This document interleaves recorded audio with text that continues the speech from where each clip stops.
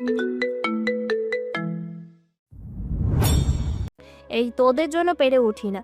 কবে থেকে বলছি আমাদের ভাগ আমরা নিয়ে আলাদা থাকি, সেসব গায়েই মাখো না। ইস্যুকেও বলি, ও তো আরও শোনে না। ওর এসব ভাগ বাটোয়ারা নিয়ে মাথা ব্যথা নেই। এদিকে আপার এই প্রধানগিরি আমার আর সহ্য হয় না। অফিস বলো বাড়ি, সব জায়গায় আপার কর্তৃত্ব। আপার এই শৈবাচারিতা কবে যে শেষ হবে? খুব করে চাইছি এই সংসারে এমন একজন আসুক যার মাধ্যমে আপার কর্তৃত্ব একটু হলেও ভাটা পড়ে, যার উপস্থিতিতে আপার এই রাজত্ব টাল খাবে। এমন একজন যে আপার মুখের ওপর কথা বলতে পারে, চোখে চোখ রেখে দাঁড়াতে পারবে। দেখব তখন আবার অবস্থা কেমন হয়। রাত থেকে হওয়া টিপটিপ ঝিরিঝিরি বৃষ্টি ভোর রাতে এসে ঝুম বৃষ্টিতে রূপ নেয়। সারাদিনে ইলশে গুড়ি হচ্ছে। সন্ধ্যে থেকে আকাশ ফুঁড়ে বের হয়, তীব্র বর্ষণ নামছে। কাল রাত থেকেই দিবার গাটা গরম গরম ঠেকছিল। সকাল হতেই গা কাঁপিয়ে জ্বর আসে। মেসে একলা রুমে বিষণ্ণ আর খারাপ লাগছিল বিধায় এই ঘন বর্ষা মাথায় নিয়েই বাড়ি আসে দিবা। সন্ধ্যের একটু আগেই বাড়ি আসে। এসেই কাঁথা গায়ে চেপে নিজের রুমে শুয়ে পড়েছে। জ্বরে গাটা পুড়ে যাচ্ছে। চোখ বুজে শুয়েছিল এমন জান্নাত এসে বিছানায় এক কোণে বসে ডাকলো, দিবা, ঘুমিয়ে আছিস? গলা পর্যন্ত কাঁথা দিয়ে মুড়ে আছে দিবা, মুখটা বের করা শুধু। চোখ বুজেই মাথা নেড়ে উত্তর দেয় দিবা, বলো। আজ 7 তারিখ, তোর জন্মদিন তাই না? জন্মদিন শব্দটা শুনতেই রাতের ঘটনা মস্তিষ্কে ভেসে উঠল। দিবার নিজের উপর রাগ হলো না, আবার অনুশোচনাও হয় না। মনে হয় যেটা করেছে উচিত হয়েছে, ভুল না সে। জান্নাত ফোন টিপতে টিপতে কিছু বলবে তার আগেই পারভিন আসেন। বলেন, দিবা এসেই এই অসময়ে শুয়ে আছিস যে? ওখানে তো শুয়ে বসেই থাকিস, পড়া ছাড়া তো কোনো কাজ থাকে না। তাহলে বাড়িতে এসে একটু কাজ করলে নিশ্চয়ই হাত ক্ষয়ে যায় না? আমি একা একা রাতের রান্না করছি, একটু নিচ থেকে গিয়েও তো সাহায্য করতে পারিস। বারবার বলে কয়ে এটা একটু কর বলে হাতে ধরিয়ে দিতে হবে সব সময়? কিছু বললেই তো আবার আমি খারাপ হয়ে যাই। তো চাচা বলবে তার ভাতিজিকে খাটিয়ে মারি। দিবা হতাশ শ্বাস ফেলে বলল, আমার শরীরটা একটু খারাপ লাগছে চাচি। দিবার চোখ দুটো লাল হয়ে আছে। জান্নাত তা দেখে দিবার কপালে হাত রেখে চেক করে আতকে উঠে বলল, তোর গা তো জ্বরে পুড়ে যাচ্ছে রে দিবা, কই এসে বললি না তো জ্বর হয়েছে তোর? পারভিন মুখ গোছ করে বলেন, আচ্ছা থাক, শুয়ে থাক। অসুস্থ শরীর নিয়ে নাম কাওয়াজতে কাজ করতে গিয়ে কিছু হলে তখন সবাই আমাকে দোষ ধরার ছুতো পাবে। চলে যেতে গিয়ে থেমে গেলেন পারভিন। বলেন, ও হ্যাঁ, দিবা এসে ভালোই করেছিস, ফোনে কথাটা বলা হয়ে ওঠেনি। তোর মামা গত পরশু এদিকে একটা কাজে এসেছিল, এখানে এসেছিলেন। শুনলাম তোর নানারই নাকি ইচ্ছে ছিল ছেলের সাথে তোর বিয়ের কথা বললেন, তোকে সময় দিয়েছে।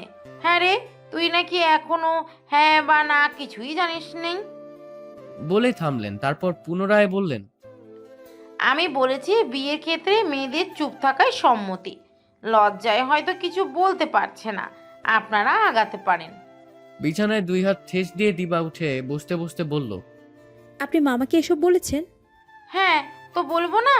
ওনারা যেচে তোকে চাইছে, এত ভালো সম্বন্ধ পায়ে ঠেলে দেবো নাকি? আর তোর বিয়েটা হলেই আমি জান্নাতেরও বিয়ে দিয়ে দেব। পাশের বাড়ির টুম্পা পালিয়ে গেছে, ও পাড়ার তফিজের মেয়ে, ওদের সাথে পড়ে। সেই বেকার ছেলেকে বিয়ে করেছে গোপনে। দিনকাল এখন ভালো না, মেয়েদের হাতে মোবাইল আছে, সারা দিন মোবাইলে গুটুর গুটুর কি করে আল্লাহ পাক জানে। জান্নাতে নিয়েও ভয়ে আছি। অল্প বয়স, এই আবেগের বয়সে একবার ভুল করে ফেললে সারা জীবন ধরে কাঁদলেও ফিরে আসবে না। তাই তোর বিয়ে হলেই জান্নাতকেও ভালো দেখে বিয়ে দিয়ে দেব। জান্নাতকে দেখতে আসলে কেউ ফিরবে না। শেষের কথাটা একটু গর্বিত সুরেই বললেন পারভিন। অতঃপর শাসানো সুরে বললেন, সন্দীপা, আমি তোর মামারে মতামত দিয়ে দিছি, তোর চাচারও আপত্তি নেই। আর আপত্তি করবে কেমনে? 2 বার করে পাত্রপক্ষ এলো। যাওয়ার পর কই কিছু তো কইলো না।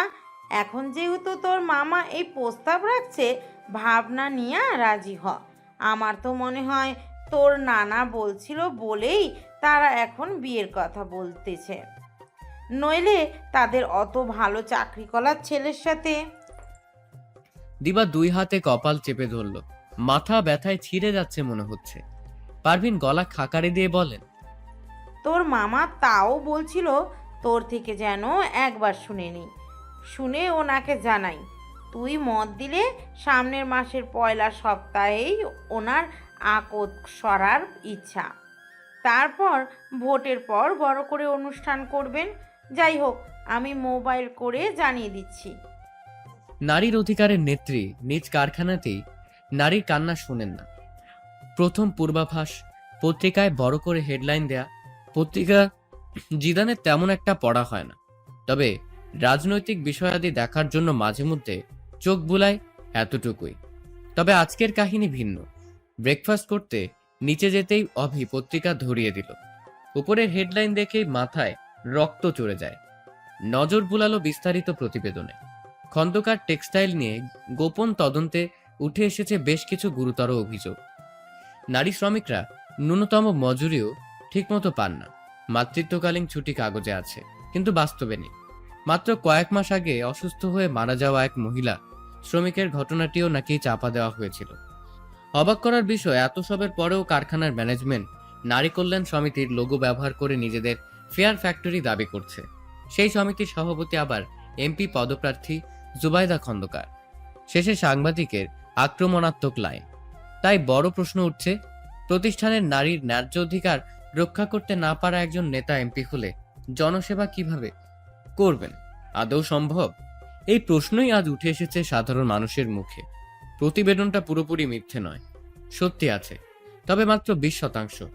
ফ্যাক্টরিতে ছুটির নিয়মটা একটু কড়া, এটা স্বীকার করা যায়। আর হ্যাঁ, একজন মহিলা কর্মী মারা গিয়েছিল, কিন্তু মৃত্যু তো কারো হাতে লেখা নয়। আকস্মিক স্ট্রোক, চিকিৎসার আগেই শেষ নিঃশ্বাস। ঘটনাটা চাপা দেওয়া হয়নি, বরং পরিবারকে যথাযথ আর্থিক সহায়তাও দেওয়া হয়েছিল। কিন্তু সেসব উল্লেখ না করে কেবল কালো দিকটাই বড় করে দেখানো হয়েছে। স্পষ্ট কোনো ব্যক্তিগত ক্ষোভ না থাকলে এমন পক্ষপাতী লেখা সম্ভব নয়।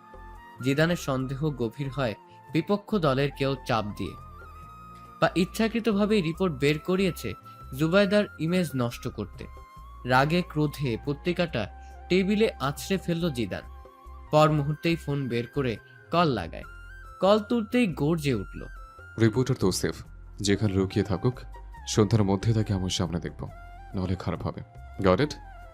সিঁড়ি ভেঙে নামছিলেন জুবাইদা, ফোন কানে, ঠান্ডা মাথায় অথচ কর্তৃত্বপূর্ণ কণ্ঠে বলেন, হ্যাঁ, বিষয়টা জানি, আতঙ্কের কিছু নেই। সাক্ষাৎকার তারা নিতেই পারে, নেবে।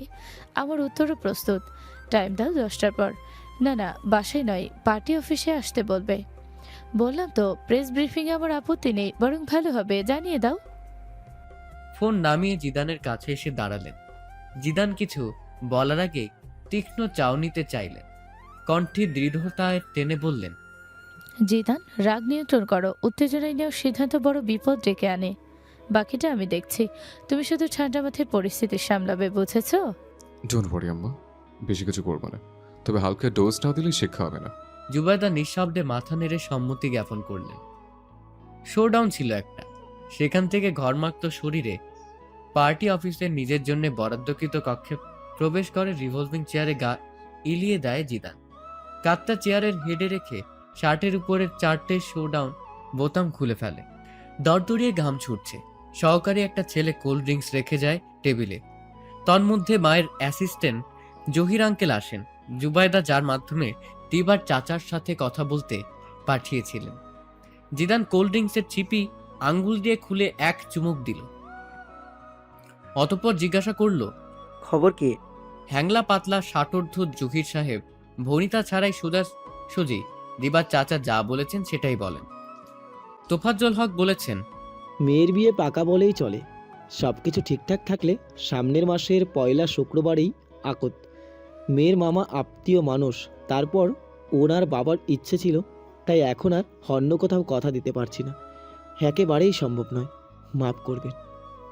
সকালে পত্রিকার বিষধর রিপোর্ট, মায়ের ইমেজ, ঝড় সামলানোর চাপ, সব মিলিয়ে মাথার ভেতরে শব্দ করছিল একটা অদৃশ্য ড্রিল মেশিন।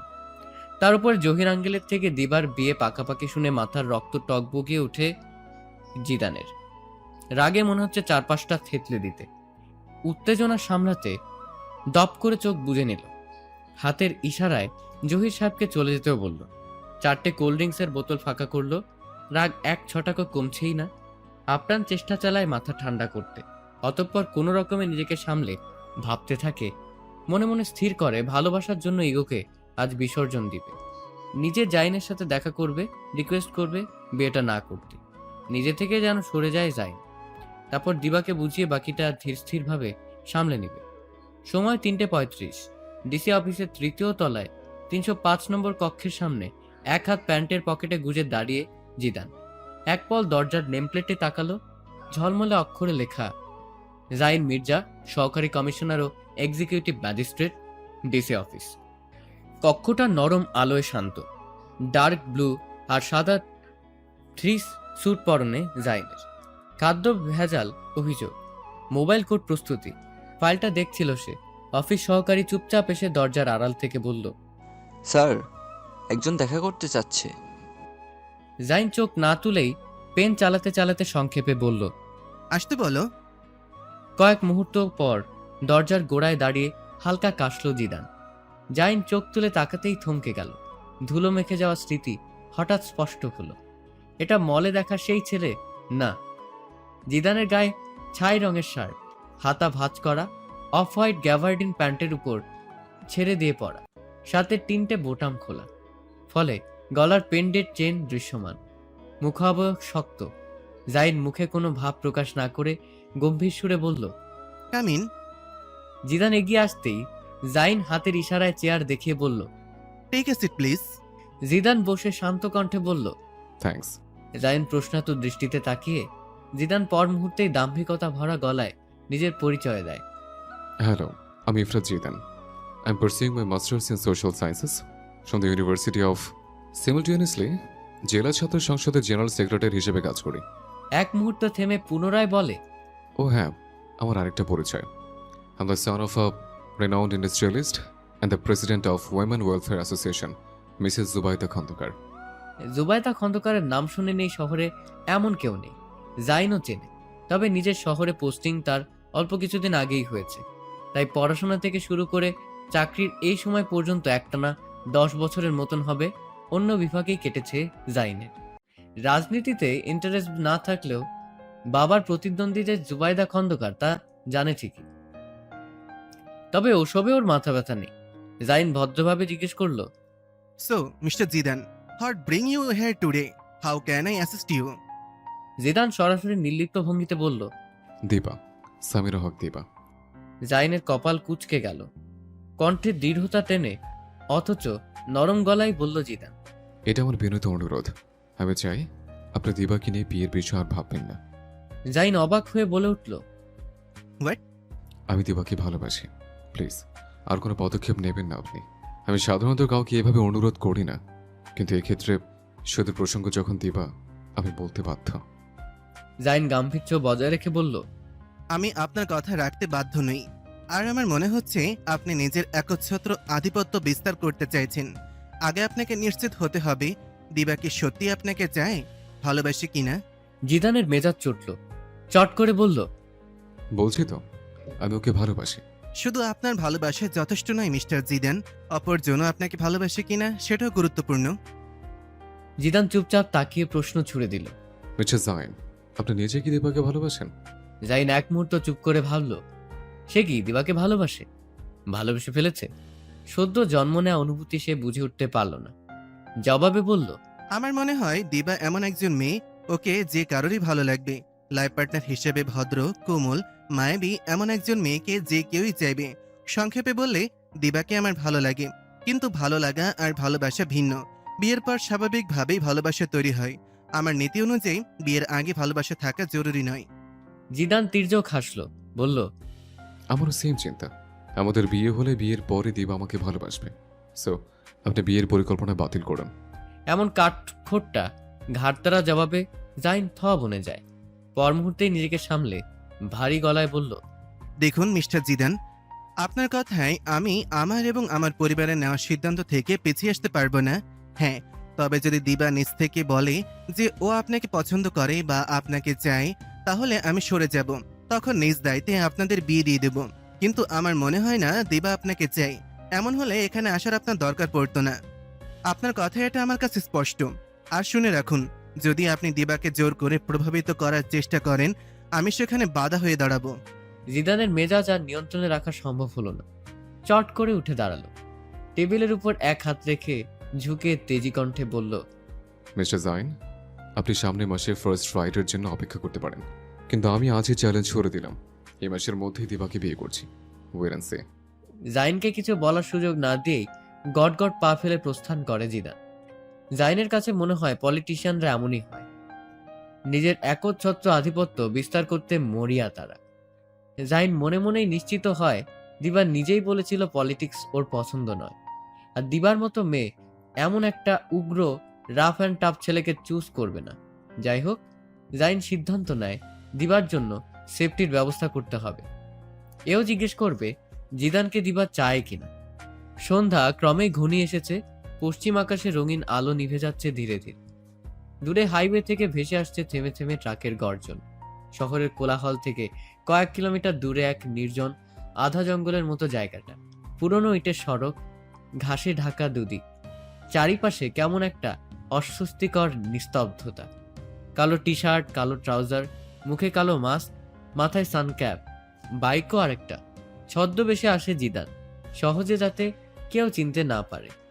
বাইক থামিয়ে নেমে আসে জিদান। সামনে ক্ষীণ আলোয় বাঁধা অবস্থায় বসে আছে তৌসিফ, ভয় কাঁপছে, চোখ দুটো পানিতে ভরা। তার দুপাশে দাঁড়িয়ে আছে জিদানের দুই লোক। জিদান আঙ্গুল তুলে ইশারা করতেই তারা দ্রুত তৌসিফের মুখের গামছাটা খুলে দেয়। মুখের বাঁধন খুলতেই তৌসিফ হাঁপাতে থাকে। কিছু বলার আগেই জিদান এগিয়ে গিয়ে একদম নাক বরাবর ঘুষি মেরে বসে। তৌসিফ তৎক্ষণাৎ চিৎকার করে ওঠে, রক্ত নেমে আসে গালবে। সে কাকুতি মিনতি শুরু করে, ভুল হয়ে গেছে, প্লিজ প্লিজ মাফ করে দিন। জিদান কলার চেপে ধরে আরো দু ঘুষি বসিয়ে দেয়। রাগে দম বন্ধ করা গলায় বলল, মিথ্যে রিপোর্ট ছাপাতে কত পেয়েছিস? কে বলেছে তোকে লিখতে? নাম বল, কে, কোন কুত্তার বাচ্চা বলেছিল? স্যার, নাম আমি জানি না, ফোনে অফার দিয়েছিল। সত্যি বলছি, চিনি না, খোদার কসম করে বলছি। মিথ্যে বলেছিস? জিদান গর্জে উঠে বলল। পরপর ট্রাউজারের পকেট থেকে রিভলভার বের করে ধাতব শব্দে লোডার নড়ে ওঠে। বন্দুকের মুখ ঠেকিয়ে তৌসিফের কপালে দাঁত কটমট করে বলল, শুট করে দেব। করব? তাহলে বুঝবি মিথ্যে বললে কি হয়। শালা, আমার আম্মার বিরুদ্ধে মিথ্যে নিউজ ছাপিস, জান শেষ করবো আজ। বলেই ধাতব অস্ত্রটার বাট দিয়ে অঝরে আঘাত করে মাথায়। তৌসিফ চিৎকার করে ওঠে, রক্ত ঝরতে থাকে। জিদান আবার বন্দুক তাক করে বজ্রকণ্ঠে বলল, 3 পর্যন্ত কাউন্ট করব, নাম বলবি, না বললে ওখানে শেষ। 1, 2। ঠিক তখনই এক ঝটকায় পিছন থেকে জিদানের হাত চেপে ধরে অভি। এই জিদান, থাম থাম ভাই, মার্ডার করে ফেলবি নাকি? এমনিতেই তোর মাথা গরম আছে, রাখ অস্ত্রটা ভাই, রাখ। জিদানকে টেনে সরিয়ে বলল, ওর চোখ মুখ দেখে মনে হচ্ছে না মিথ্যা বলছে। আমরা বরং ওর থেকে সেই ফোন নাম্বারটা নেই, সেখান থেকে ধরা যাবে কে পিছনে আছে। ফোন নম্বর নিয়ে কল দিতেই বন্ধ বলল। জিদান বলল, জানাগত নম্বর বন্ধ থাকবে, তবু খুঁজে বের করতে পারবো, সময় লাগবে। জিদান আঙ্গুল উঁচিয়ে হুঁশিয়ারি করে বলল, ওকে ছেড়ে দিস, তবে বুঝিয়ে দিস একটা শব্দও যদি বাইরে যায়, পরিণামও নিজেও কল্পনা করতে পারবে না। রাত 11টা। ক্লাবের নরম আলোয় টেবিল টেনিস কোর্টে বলের ঠক ঠক শব্দ প্রতিধ্বনিত হচ্ছে। জিদানের হাতে র্যাকেট, দৃষ্টি তীক্ষ্ণ বলের দিকে। এমন সময় কৌতূহলী ভঙ্গিতে বলল অভি, ব্যাপার কি রে জিদান, হঠাৎ এত চুপ হয়ে আছিস কেন? দিবার ব্যাপারে কি সিদ্ধান্ত নিলি? একটু তেতো স্বরে বলল জিদান। আমার লাইফে ভালোভাবে সোজা পথে কিছু আসে না, তাই এটাও ব্যতিক্রম হবে এটা ভাবিনি। প্ল্যান রেডি, শুধু এখন এক্সিকিউট করতে হবে। অভি ভ্রু কুচকে তাকালো। জিদান জিজ্ঞাসু কণ্ঠে পুনরায় বলল, দেবর একটা চাচাতো বোন আছে না? অভি প্রায় লাফিয়ে উঠল। জান্নাতের কথা বলছিস? জিদান চোখ তুলে তাকাতেই অভি গলা পরিষ্কার করলো, গোপন জবাব দিয়ে যেন স্বয়ংক্রিয়ভাবে বেরিয়ে এলো। না মানে সেদিন ছাদে একটু কথা হয়েছিল তো, তাই মনে আছে। জিদান এক চুমুক বিয়ার খেলো, ঠান্ডা ধাতব ক্যানটা আঙ্গুলে ঘুরিয়ে বলল, ওকে তো তোর খারাপ লাগেনি তাই না? সত্যি বলতে জান্নাত সুন্দরী, আর সুন্দরী একটা মেয়েকে যে কারোরই ভালো লাগবে, ভালোই লাগে ওকে। জিদান মাথা নাড়ল, বলল, ভালো, তাহলে তোর কোনো সমস্যাই রইল না। অভি থমকায়, সন্দিহান দৃষ্টিতে জিদানের মুখের দিকে তাকিয়ে গম্ভীর স্বরে বলল, দেখ জিদান, তোর মুখের এক্সপ্রেশনটা মোটেও শুভ সংকেত দিচ্ছে না। যাই করতে যাচ্ছিস আমাকে বলির পাটা বানাস না কিন্তু। এক সপ্তাহ পর। রিবার বাড়িতে আসা এক সপ্তাহ পেরোলেও 2 দিন হলো জ্বর সেরেছে, কিন্তু দুর্বলতা এখনো পুরোপুরি কাটেনি। ক্লাস মিস যাচ্ছে জন্য কাল সকালেই ম্যাসে ফিরতে হবে। সন্ধ্যের পর নিজের ঘরে পড়ার টেবিলে বই খুলে বসেছিল দিবা। জান্নাত দরজা ঠেলে ভেতরে এসে বিছানার ধারে পা ঝুলিয়ে বসলো। জিজ্ঞেস করলো, কালকে চলে যাবি দিবা? হুম। জান্নাত অকস্মাৎ সরাসরি বলল, তুই তো প্রথমে বিয়েতে রাজি ছিলি না, পরে হঠাৎ মত দিলি কেন? দিবা বইটা বন্ধ করে মাথা তুলে তাকালো, চোখ দুটো শান্ত, চাপা স্বরে বলল, মত না দেওয়াই বা কি ছিল জান্নাত? মানে? এই সমাজে মেয়েদের একা চলাটা সহজ নয়। তার অভিভাবক যদি তার পাশে না থাকে তাহলে তো কথাই নেই। বিয়ে তো আমাকে করতেই হতো, আজ না হলে কাল, বছর 2 পর হলেও। যখন দেখলাম নানু ভাইয়ের ইচ্ছে, মামার চাচা চাচির ইচ্ছে, সব মিলে প্রত্যাশা একটা জায়গায় এসে দাঁড়িয়েছে, তখন মনে হলো এত মানুষের আশা ভেঙে কী লাভ।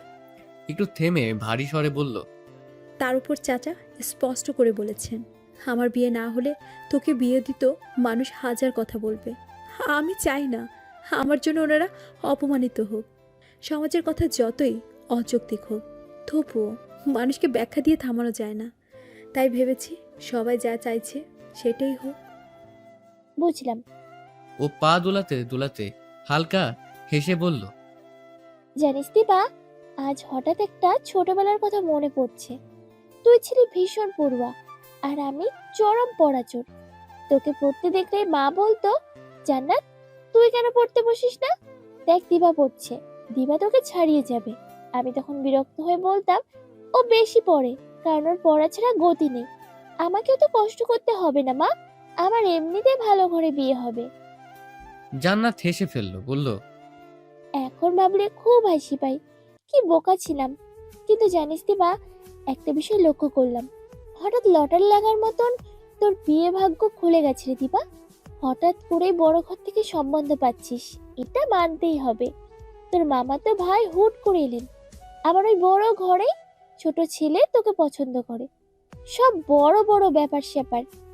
দিবা তড়িৎ গতিতে জান্নাতের দিকে প্রশ্নাতুর দৃষ্টিতে তাকায়, জিজ্ঞেস করে, তোকে কে বললো?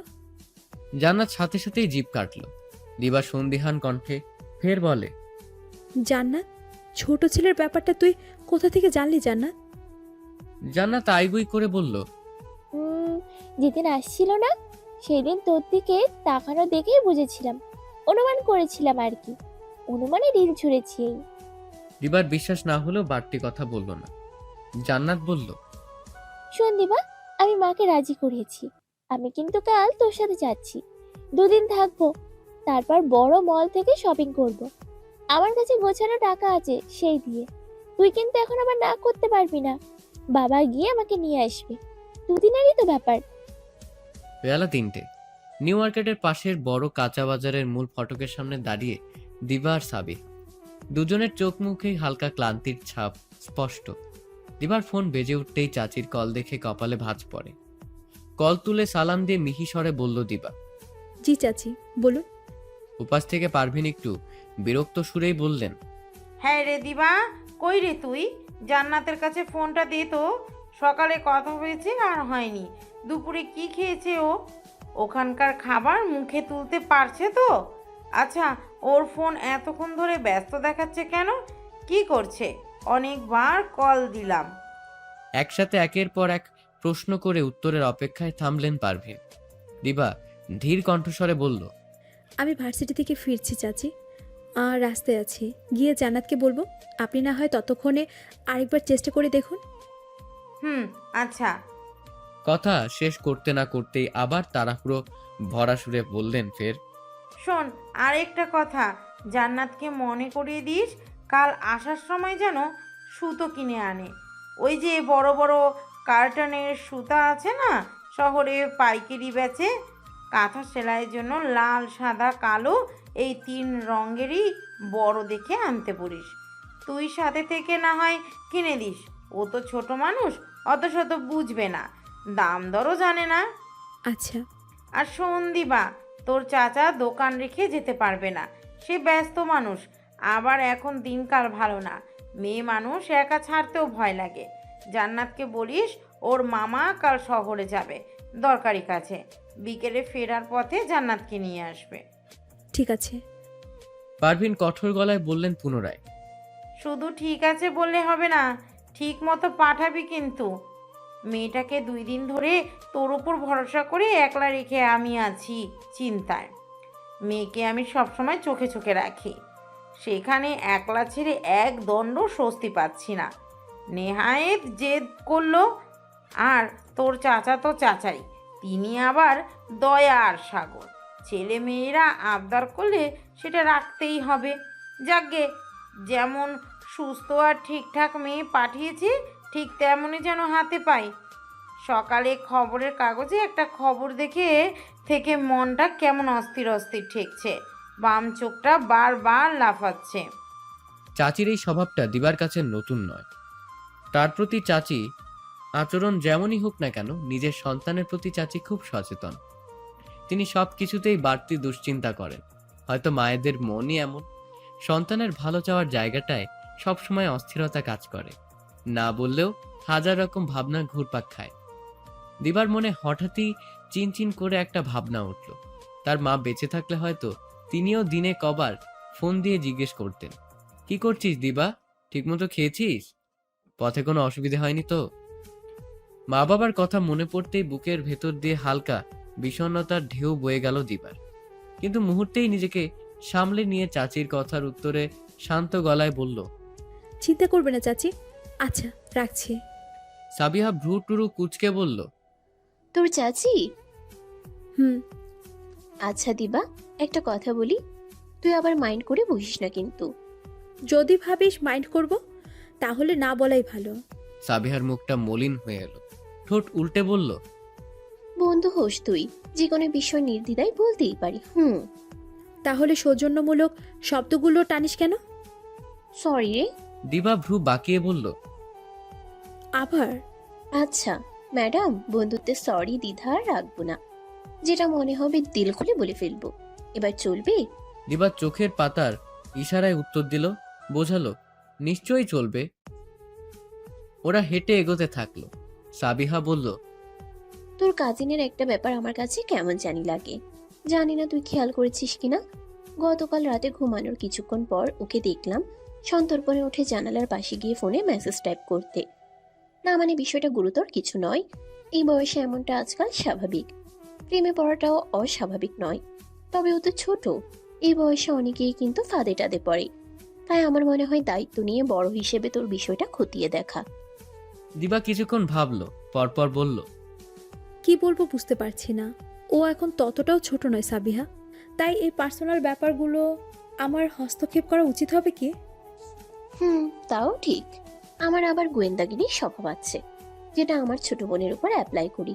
বেচারি আমার অত্যাচারে মনে হয় না একটা প্রেম টেম করতে পারবে। বড় বোন হিসেবে সবসময় হুদাই এক্সট্রা একটা ভাব নিয়ে শাসিয়ে বেড়াই।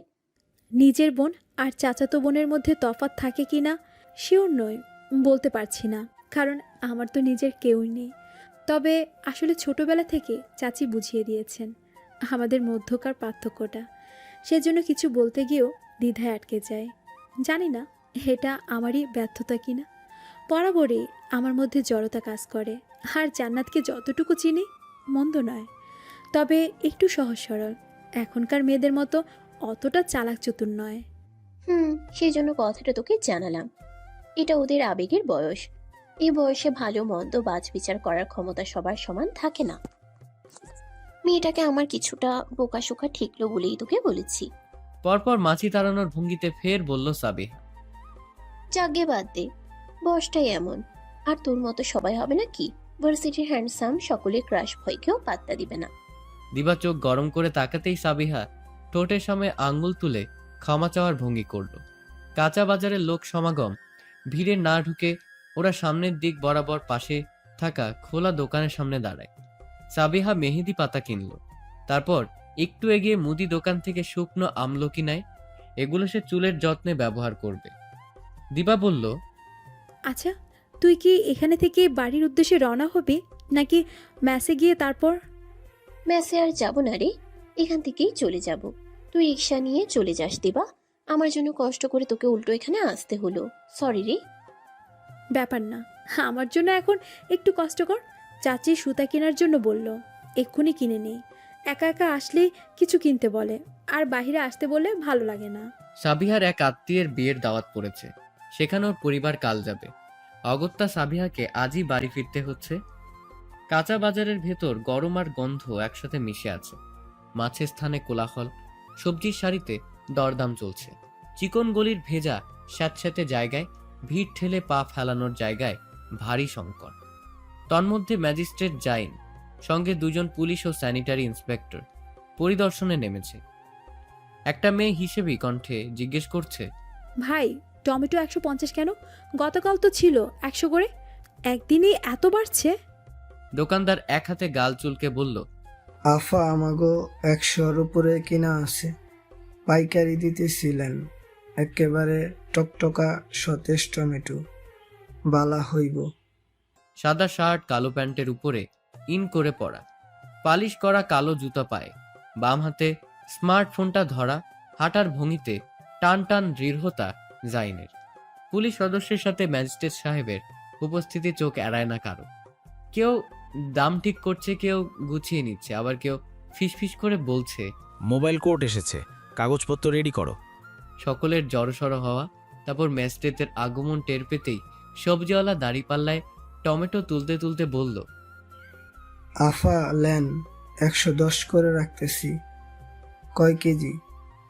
মাছের দোকানের সামনে থামতেই ঠান্ডা কিছু দৃঢ় কণ্ঠে জেরার সুরে জিজ্ঞেস করলো যাই, বরফটা কোথা থেকে আনেন? ব্লক আইস নাকি খোলা আইস? দোকানদার শুকনো ঢোক গিলে জবাব দেয়। লাইসেন্স চাইতেই তাড়াহুড়ো করে কাগজ বের করে দেয়। জাইন সেটা এক নজরে দেখে ফের বলল, জালের মান দেখান, নিষিদ্ধ জাল থাকলে জব্দ করা হবে। মাছের অংশ শেষ করে জাইন গিয়ে দাঁড়ায় মুদি দোকানের সামনে। সেখানে নিরীক্ষণ করতেই মেয়াদোত্তীর্ণ ঘি আর তেল পায়। একটা কৌটা হাতে তুলে মেয়াদ দেখে জাইন কপাল কুঁচকালো, বলল, এগুলো মেয়াদ উত্তীর্ণ, গ্রাহকের টাকাও নষ্ট হচ্ছে, স্বাস্থ্যের ঝুঁকিও বাড়ছে, সব নামিয়ে ফেলুন এক্ষুনি। দোকানদার মিনতি করে ভয়ে ভয়ে বলল, স্যার, ভুল হইছে, আর হইব না। জাইন সরাসরি চোখ রাখলো, স্রেফ বলল, ভুলের সুযোগ গ্রাহকের শরীরে নেওয়া যাবে না, নিয়ম ফলো না করলে ব্যবস্থা নিতেই হবে। তারপর ইন্সপেক্টরের দিকে ঘুরে নির্দেশমূলক গলায় বলল, মেয়াদোত্তীর্ণ পণ্য সব সিজ করুন, জরিমানার নোট তৈরি করুন, স্যাম্পল কালেক্ট করুন, আর দোকানের লাইসেন্স কপিটা নিয়ে রাখবেন, ফাইল আপডেট করতে হবে। ইন্সপেক্টর মাথা নেড়ে কাজ শুরু করে দিল। দুই পুলিশ আশপাশের ভিড় নিয়ন্ত্রণে রাখছে। একে একে সবজি থেকে শুরু করে মুরগির বাজারও পরিদর্শন করলো অফিসাররা। জিদানের মেজাজ তুঙ্গে, সাধারণতই সে দ্রুত রেগে যায়, আর এখন তার রাগের কারণও আছে বটে। বড়সড় টাইলসের দোকানের সামনে হঠাৎ দুটো বাইক থামলো। নেমেই সোজা সিগারেট ফুঁকতে থাকা একটা ছেলের কলার চেপে ধরল জিদান। বলা বাহুল্য, দুটো ঘুষি পড়ল নাক বরাবর, আরো দুটো মুখে। মুখ থেকে রক্ত ঝরতে শুরু করেছে। অতর্কি থামলায় ছেলেটি হতভম্ব। জিদান গালি দিয়ে মারতে থাকলো। মুহূর্তেই আশপাশে ভিড় জমে। জিদান দাঁত পিষে বলল, শালা, দলের নাম করে চাঁদা তো তুলিস, আজ ডিরেক্ট আমার আম্মার নাম নিয়ে চাঁদা তুলছিস? তোর কলিজে বেশি বড় হয়েছে না? আজকে এখানে তোর কলিজে টেনে ছিঁড়ে বের করে দেখব কয়েঞ্চি বাড়ছে। জিদান আশপাশে চোখ ঘুরিয়ে কিছু খুঁজতে থাকে। বলার আগেই সাঙ্গপাঙ্গ দুটো একটা রড বাড়িয়ে বলে, ভাই এই নেন। রেলগেটের স্বাদ ঘেঁষে এই জায়গাটা। ওখানে একটা লোহা লক্করের দোকানও আছে। রডটা ওখান থেকেই জোগাড় করে দেয়। কাঁচা বাজার থেকে বেরিয়ে ফলের দোকান পরিদর্শন করছিল জাইন। সাথে থাকা ইন্সপেক্টরকে উদ্দেশ্য করে নির্দেশ দিয়ে বলল, এটা ফরমালিন যুক্ত। এই চালান পুরো বাজেয়াপ্ত করা হবে যতক্ষণ না স্বাস্থ্য বিভাগ নমুনা নিশ্চিত করছে। দোকান সিল থাকবে, নোট করুন। ইন্সপেক্টর মাথা নেড়ে বলল। জি স্যার। এর মধ্যে শোরগোল শুনে এসআই সেদিকে চেয়ে বলল, স্যার ওখানে ভিড় জমেছে, মনে হচ্ছে মারামারি চলছে। বলেই নির্লিপ্ত ভঙ্গিতে ঘাড় উঁচিয়ে দেখার চেষ্টা করলো অফিসার। জাইন গম্ভীর মুখে বলল, বলেই এমন একটা রিল্যাক্স মুডে আছেন, মনে হচ্ছে সিনেমার শুটিং চলছে আর দাঁড়িয়ে দাঁড়িয়ে উপভোগ করছেন।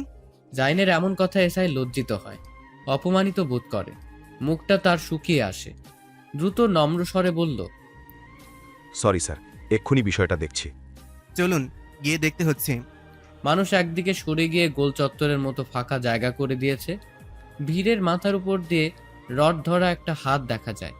জিদান সজোরে বাড়ি দিবে, তক্ষুনি কানে এলো, কি হচ্ছে? Stop stop stop! জাইন দ্বিধা না করে ভিড় ঠেলে ঢুকে যায়। তড়িৎ প্রবাহে চেঁচিয়ে বলল। জিদানের হাত থেমে যায়। মাটিতে পড়ে আছে নাক মুখ দিয়ে রক্ত গড়িয়ে পড়া ছেলেটি। ব্যথায় কুকিয়ে উঠছে, হাত জোর করে কাঁদছে। বাকি পুলিশরা গিয়ে ভিড় সরিয়ে দিতে থাকে। ওদিকে দিবা আর সাবিহা চুরি পট্টি থেকে বের হয়।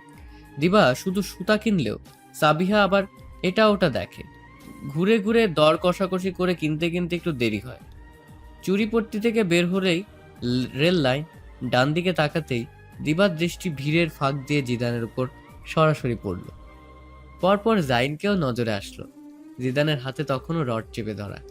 সাবিহাও সেদিকে চেয়ে চেঁচিয়ে উঠল, দিবা, এই দিবা, ওটা জিদান ভাইয়া না? কি মাইরি, রড হাতে একদম বলিউডের হিরোর মতো লাগছে। দিবা ঘাড় ঘুরিয়ে নিটল চাহনিতে তাকালো, থমথমে মুখে বলল, রড হাতে মারপিট করছে, তাকেও নাকি হিরোর মতো লাগছে। আজকাল গুন্ডা মাস্তানরাও হিরো নাকি? খারাপ মানুষদের দমন করতে এমন হিরো ঘরে ঘরে দরকার। দিবা দীর্ঘশ্বাস ফেলল। একে বলে লাভ নেই, তাই চুপ থাকাই ভালো। আশপাশ দিয়ে লোকজন আসা যাওয়া করছে। একজন বলছে, চাঁদা তোলা নিয়ে মারামারি লাগছে।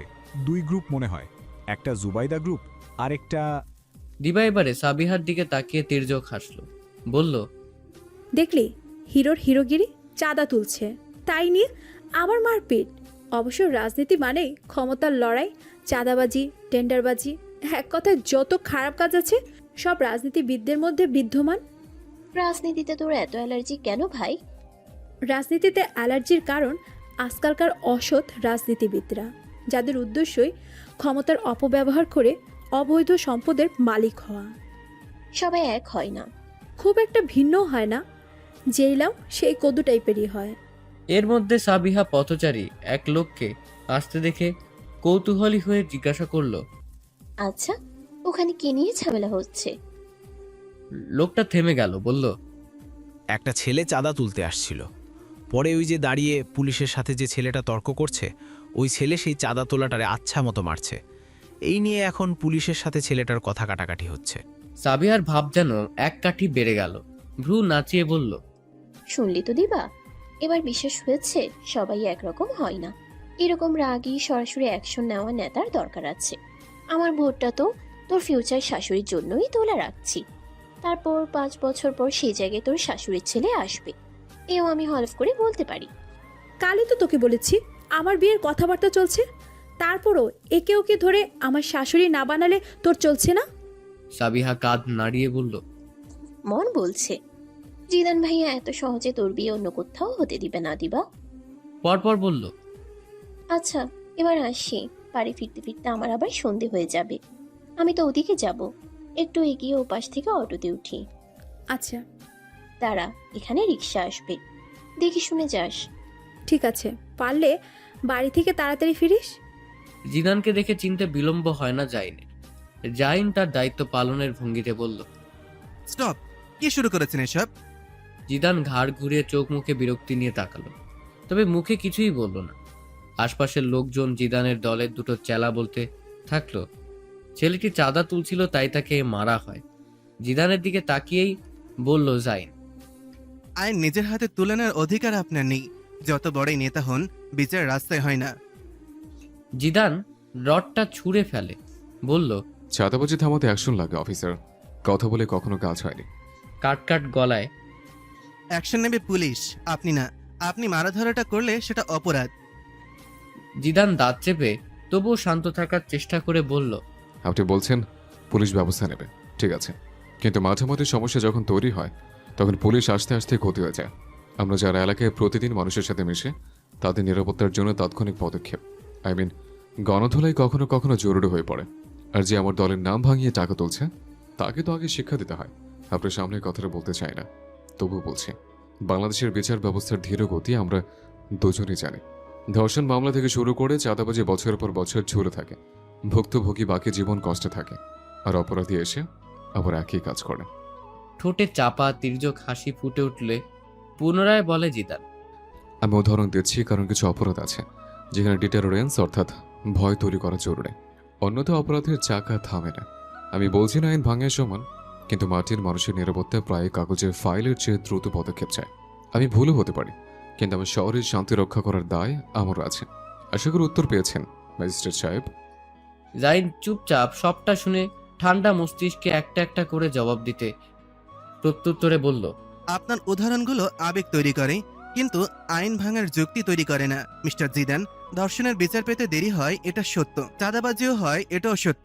কিন্তু বিচার ব্যবস্থার ত্রুটির দায় আইনের বাইরে গিয়ে ব্যক্তিগত শাস্তি দেওয়ার লাইসেন্স হয় না। আপনি যদি নেতা হন, আপনার কাজ ব্যবস্থা বদলাতে চাপ দেওয়া, ব্যবস্থা ভাঙা নয়।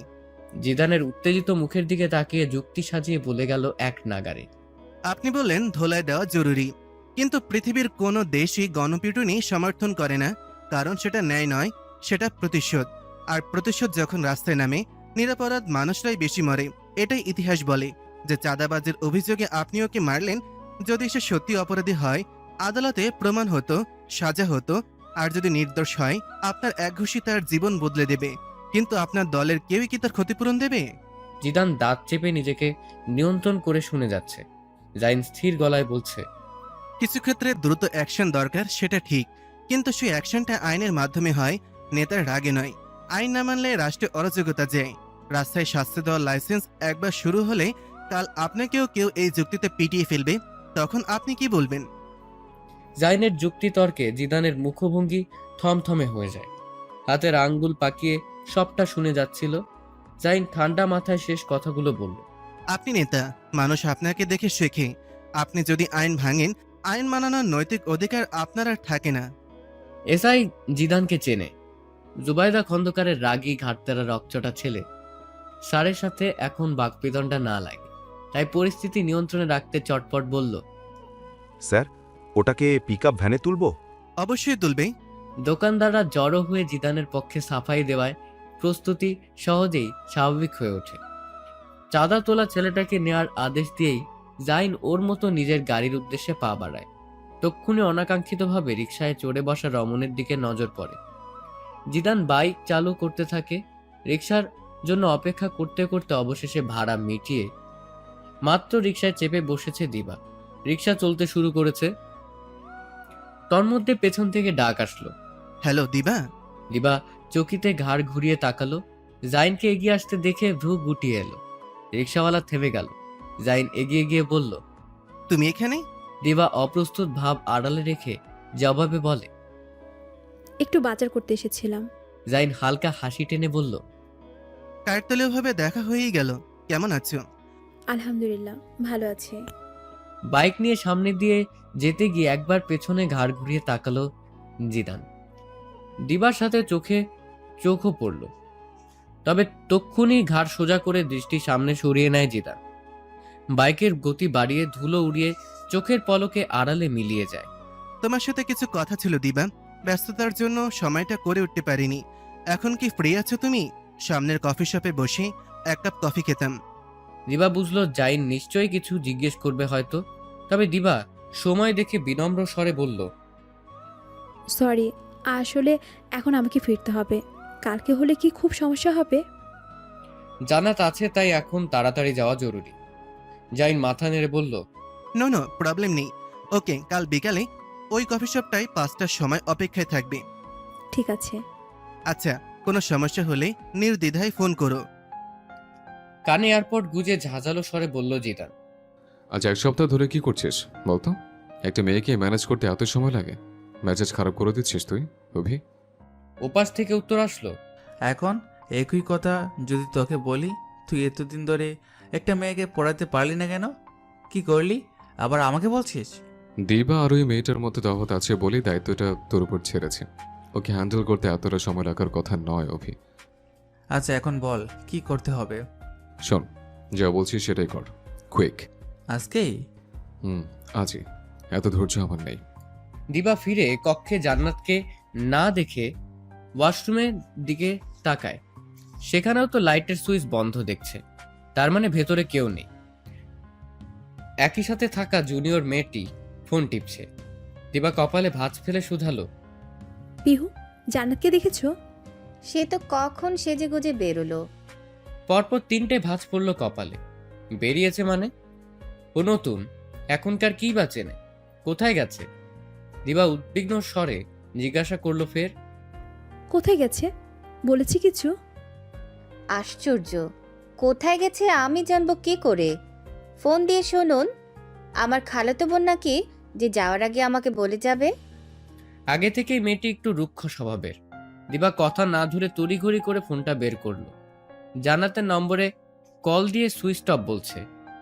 চিন্তায় দিবার মস্তিষ্ক ফাঁকা হয়ে আসলো এবারে। এর মধ্যে চাচির ফোন এলো। ধরতেই রাগী স্বরে বলে উঠলেন, দিবা, তোর কোনো কাণ্ডজ্ঞান নেই?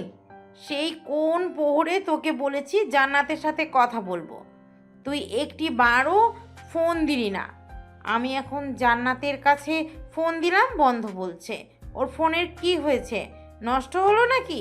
তোর ফোন দিয়েও তো একবার কল দিতে পারে।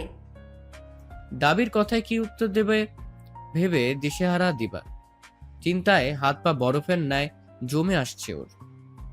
চিন্তায় মাথার ভেতর যেন ঝড় বইছে দিবার। একের পর এক প্রশ্ন ঘন্টার মতো বাজছে। জান্নাত কোথায় গেল? ফোনই বা বন্ধ কেন? একা একা বেরিয়ে কোনো বিপদ আপদে পড়েনি তো? দিবা চোখ বন্ধ করে দীর্ঘশ্বাস টেনে নিল। নিজেকে স্থির করতে চাইল। ভাবল, এভাবে চাচিকে বললে তো দুশ্চিন্তায় অস্থির হয়ে উঠবে। তার চেয়ে আগে নিজে একটু খোঁজ নিয়ে দেখি, হয়তো নিচে কোথাও আছে। মনকে ধাতস্থ করে জিভের ডগায় ঠোঁট জোড়া ভিজিয়ে নিয়ে মিথ্যে মিশিয়ে বলল দিবা, আমি মাত্রই ফিরলাম চাচি, জান্নাত ওয়াশরুমে। আর ওর ফোনের চার্জার তো ভুলে আনেনি। ফোনের চার্জ শেষ হয়ে যায়নি তো আবার? পারবেন কিছু মনে করার সুরে বলে উঠলেন, হ্যাঁ রে দিবা, এখন মনে পড়েছে। ও তো সকালেই বলছিল চার্জার আনেনি, ভুলে ফেলে গেছে। তোর ফোনে চার্জার, আবার ওর ফোনে হয় না। কল টল ধরছিল না বলে চিন্তা হচ্ছিল। উফ, এখন বুঝলাম। যাক, মনটা হালকা হলো। আচ্ছা, ওকে দেখে রাখিস। আর মশা কেমন ওদিকে? চিন্তায় হাত পা জমে আসছে। এমন সময় চাচির মশার খবরাখবর জানতে চাওয়ার কারণ দিবার বোধগম্য হয় না। দিবার সাড়া না পেয়ে পারভিন বললেন, শুনি ওসব মেসে টেসে নাকি প্রচুর মশা। মেয়েটাকে আমার মশা দিয়ে খাওয়াস না। ভালো চায়না কয়েল কিনে জ্বালিয়ে নিস তো দিবা। চাচি আছে মশা দিয়ে খাওয়ানো নিয়ে। এদিকে কার মুখের খাদ্য হতে তার মেয়ে নিজেই কোথায় গেছে আল্লাহ জানে। দিবা তাড়াহুড়ো করে বলল, আচ্ছা, আমি আমি এখন রাখছি চাচি, পরে কথা বলছি। আকাশে মেঘ জমেছে, বৃষ্টি নামতে পারে যে কোনো মুহূর্তে। জানালার বাইরে তাকিয়ে পারভিন বললেন, বৃষ্টি আসছে, ছাদ থেকে কাপড় আনতে হবে। আর শোন দিবা, না জেনে আবার সরাসরি জান্নাতের কাছে ফোন দিতে না বল। ভয়ে ততস্থ হয় দিবা। শুকনো গলায় বলল, আমার ফোনে টাকা নেই, মিনিট ছিল ফুরিয়ে যেতে পারে। এই কেটে গেল বলে তোর চাচা এলে কথা বলবো। তোর ফোন যেন বন্ধ না থাকে, যা। বলতে বলতেই কল কেটে গেল। কানের সাথে ফোন চেপে ধরা হাতটা ধীরে ধীরে বুকের উপর নামলো দিবার। বুকের উপর হাত রেখে কিছুটা হাঁপ ছাড়লো মেয়েটা। পরপর টোট ব্যাগটা কাঁধে চেপে বেরিয়ে গেল। এমনিতেই 2-3 দিন হলো জ্বর থেকে উঠেছে, শরীর দুর্বল। তার উপর দুপুরে কিচ্ছু খাওয়া হয়নি। দুর্বল শরীরে আবার মাথায় ভর করেছে 100 কেজি ওজনের দুশ্চিন্তা। দিবার মাথাটা ভনভন করে ঘুরছে। তার আবার অতিরিক্ত চিন্তা আর ভয়ে আতঙ্কে জ্ঞান হারানোর রেকর্ডও আছে। দিবা যথাসম্ভব নিজেকে স্বাভাবিক রাখার চেষ্টা চালিয়ে যাচ্ছে। রাস্তায় পা রাখতেই হাতের মুঠোয় থাকা ফোনটা সশব্দে বেজে উঠল। অজানা নম্বর। এক মুহূর্ত দেরি না করে রিসিভ করলো দিবা। ওপাশ থেকে পরিচিত মেয়েলি রিনরিনের স্বর এলো। হ্যালো দিবা, দিবা এদিকে একটু সমস্যা হয়ে গেছে, তুই নিশ্চয়ই চিন্তা করছিস। গলাটা চিনতে এক মুহূর্তও লাগলো না। উৎকণ্ঠিত হয়ে দিবা জিজ্ঞেস করলো, জান্নাত তুই কোথায় গিয়েছিস? একা একা বেরিয়েছিস বা কেন? জান্নাত, তাও আবার না বলে। আর সমস্যা কি হয়েছে? তুই ঠিক আছিস তো? আমি ঠিক আছি, একা একা রুমে বোর হচ্ছিলাম, ভালো লাগছিল না, তাই একটু হাঁটতে বেরিয়েছিলাম। হঠাৎ পরিচিত একজনের সাথে দেখা হয়, তার সাথে ঘুরতে ঘুরতে। কোন পরিচিত লোক? এখানে তোর পরিচিত কে আছে? আর কে সে? জান্নাত, তোর মাথা ঠিক আছে? অচেনা শহর, নতুন জায়গা, কার সাথে ঘুরে বেড়াচ্ছিস? আছে কেউ একজন, ফিরে তোকে সব বলবো দিবা। হ্যাঁ, তুইও তাকে চিনিস কিন্তু। হেয়ালি না করে বল, কে সে? নিশ্চয়ই কোনো ছেলে। জান্নাত এবারে একটু জড়তা নিয়ে বলল, আচ্ছা দিবা, যে জন্য তোকে ফোন দেওয়া, চার্জ না থাকায় আমার ফোনটা বন্ধ হয়ে গেছে। তুই চিন্তা করবি ভেবে তোকে জানিয়ে দিলাম। আমার মা ফোন করে আমাকে চাইতে পারে, মাকে একটু ম্যানেজ করে নিস। হ্যাঁ, আর উনি বলেছেন সন্ধ্যার পর আমাকে গাড়ি করে পৌঁছে দিয়ে আসবে। চিন্তা করিস না তুই, ফিরে তোর সাথে সবটা শেয়ার করব। খবরদার দিবা, আগে মাকে আগ বাড়িয়ে কিচ্ছু জানাতে যাস না, দোহাই লাগে তোর, আমার জন্য এতটুকু করিস। দিবার মাথা গরম হয়ে উঠল, তবুও নিজেকে সামলে নিল। ঠান্ডা গলায় বলল, চাচি তোকে নিয়ে অস্থির হয়ে আছে। তুই জানিস তোর ব্যাপারে কত সিরিয়াস চাচি। আর তুই এখন এখানে আমার দায়িত্বে আছিস। ঠিক কোথায় আছিস লোকেশন পাঠা, আমি এক্ষুনি আসছি। হচ্ছে না কাউকে ভরসা করে তোকে এভাবে থাকতে দেব না। কিছু হলে আমি চাচা চাচির কাছে মুখ দেখাবো কিভাবে? একটু আগেও আমি কি অবস্থায় ছিলাম তুই বুঝবি না জান্নাত। এভাবে আমাকে না জানিয়ে তোর বাইরে যাওয়া উচিত হয়নি। আমার কার সাথে কয়দিনই বা পরিচয়, বাই চান্স খারাপ ইন্টেনশনও তো থাকতে পারে। জান্নাত সাফাই দিতে দিতে বলল, ভুল ভাবছিস দিবা। সন্ধে হয়ে এসেছে। রাস্তার পাশের ল্যাম্পপোস্টের টিমটিমে আলো জ্বলছে। অদূর থেকে মাগরিবের আজানের ধ্বনি ভেসে আসছে। দিবা অস্থির গলায় বলল, তুই কোথায় আছিস বল। আর শোন, গাড়িতে একলা একলা উঠিস না। কাউকে এতটা অন্ধবিশ্বাস করতে হয় না জান্নাত। কয়দিনই চিনিস, কতটুকুই বা জানিস। আমার সত্যি ভীষণ দুশ্চিন্তা হচ্ছে। রাত হয়ে আসছে, আর চাচি যখন তখন ফোন দিতে পারে। ফোনে স্পিকারের ভলিউম বাড়ানো থাকায় জান্নাতের সামনাসামনি বসা মানব সবটা শুনতে পারছে। সে ইশারা করলো, ফিস ফিসিয়ে জায়গাটার নাম বলতে বলল। জান্নাত বলল, নিউ মার্কেটের পশ্চিম পাশে টাওয়ার 4th ফ্লোরের একটা কফি শপে আছি। দিবা বুঝতে পারল কেউ একজন লোকেশনটা বলল। জান্নাত সেটাই শুনে ভেঙে ভেঙে বলল, তাছাড়া এভাবে জায়গার নাম বলা জান্নাতের পক্ষে সম্ভব ছিল না। দিবা সতর্ক করতে বলল, শোন জান্নাত, তুই কফি শপেই থাক। সন্ধ্যা হয়ে গেছে, বের হোস না আর। কফি শপের ভেতরে আশেপাশে নিশ্চয়ই আরও লোকজন আছে। তোর সাথেকার লোকটা উঠতে বলল, কজ দেখে বস একটু, আমি এক্ষুনি আসছি। রাতে অচেনা একজন তোকে ছেড়ে দিবে, এই আশায় আমি বসে থাকতে পারছি না। বলা যায় না, উদ্দেশ্য খারাপ হলে নামিয়ে দেবার কথা বলে। এতটুকু বলেই থামলো দিবা। অস্থির গলায় বলল, আমি রাস্তাতে আছি, খুব একটা সময় লাগবে না।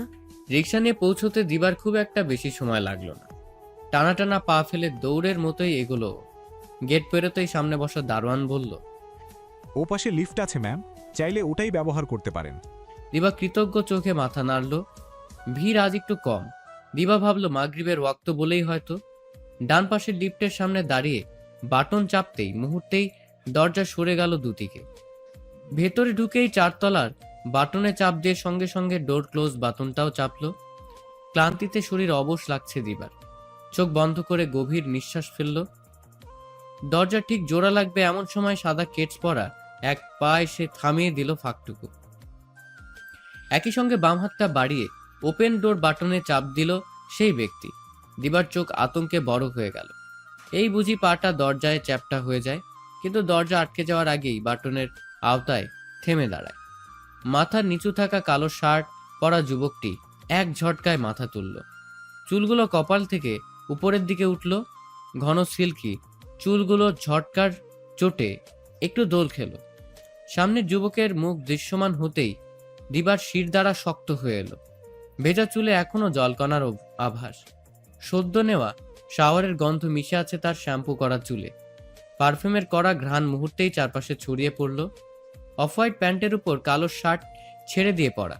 শার্টটা একটু অবিন্যস্তভাবে আছে, তবে এতেই যেন তাকে বেশি আকর্ষণীয় লাগছে। গালে থাকা সেন্টার ফ্রুট চিবাতে চিবাতে এগিয়ে এলো জিদান। বাটন চাপতেই দরজা বন্ধ হয়। লিফটে আর কেউ নেই। দিবা ঠিক করলো সে নেমে যাবে, সিঁড়ি বেয়ে উঠবে। এই ভেবে জিদানকে পাশ কাটিয়ে বাটনে হাত বাড়াতেই পুরুষালী দৃঢ় থাবায় তার কোমল হাতটা চেপে ধরল জিদান। এক টানে ঘুরিয়ে নিল নিজের দিকে।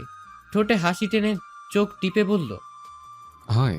দিবা হুঁ হ্যাঁ কিছুই বলল না, কেবল ঝটকা মেরে হাতটা ছাড়িয়ে নিল। জিদান এক হাত পকেটে গুজে ডান ভ্রু উঁচিয়ে শুধালো, গন্তব্য যেহেতু একই, একসাথে গেলে সমস্যা কোথায়? দিবা এবারেও নীরব, তবে চুপচাপ দাঁড়ালো। জিদান দুই হাত পকেটে পুরে কোনা চোখে দিবার দিকে তাকালো।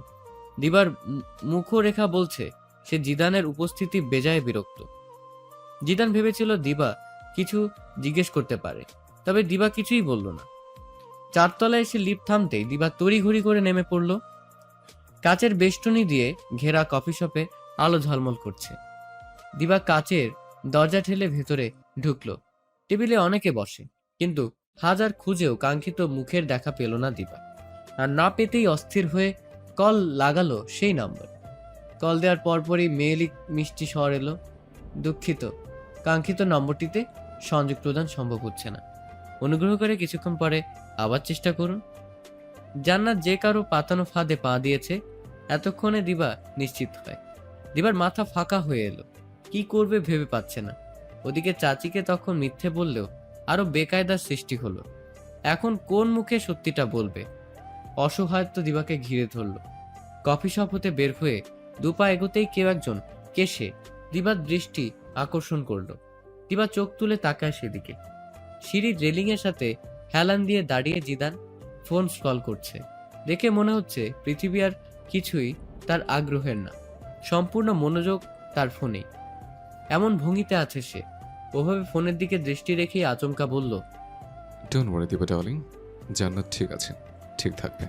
থেমে ভ্রু বাঁকিয়ে পুনরায় বলল, জান্নাত ততক্ষণ ঠিক থাকবে, ওর গায়ে চুল সমান ছোঁয়া লাগবে না, যতক্ষণ তুমি আমার কথা শুনবে।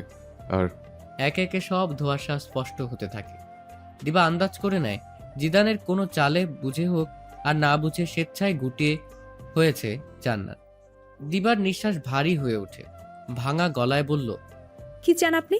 জান্নাত কোথায়? ওর সাথে কি করছেন জিদান? জিদান মোবাইলটা শান্ত ভঙ্গিতে পকেটে রাখলো। অদ্ভুত বিপজ্জনক নির্লিপ্ততা ফুটে উঠল মুখরেখায়।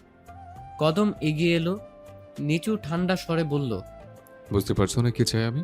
এটিকে এতই বুঝতে অসুবিধা? তোমাকে না বুঝতে ভেবেছিলাম, ভুল করেছে মনে হয়। সব কি মুখে বলে দিতে হয় দিবা? দিবা অসহায় চোখে চেয়ে দম আটকে আসার জোগাড়। জিদান আরেক পায়ে গিয়ে বলল, আমি যা চাই। দিবার চোখে চোখ রেখে থামল, এক নিঃশ্বাসে স্রেফ বলল, সেটা তুমি, শুধু তুমি সবসময়। দিবা পিছিয়ে গেল তৎক্ষণাৎ। চেপে রাখা রাগে কাঁপতে কাঁপতে শক্ত গলায় চেঁচিয়ে উঠল, পাগলামি বন্ধ করুন জিদান। ভেবেছিলাম সেই দিন আপনার শিক্ষা হয়েছে আর সামনে আসবেন না, কিন্তু আমার সে ভাবনা দেখছি ভুল ছিল। আপনি আরো বেপরোয়া হয়েছেন। প্লিজ জান্নাতকে এক্ষুনি নিয়ে আসুন। কোথায় রেখেছেন ওকে? এক সেকেন্ডের জন্য চোখ বন্ধ করলো জিদান, নিজেকে শান্ত রাখার চেষ্টা করলো।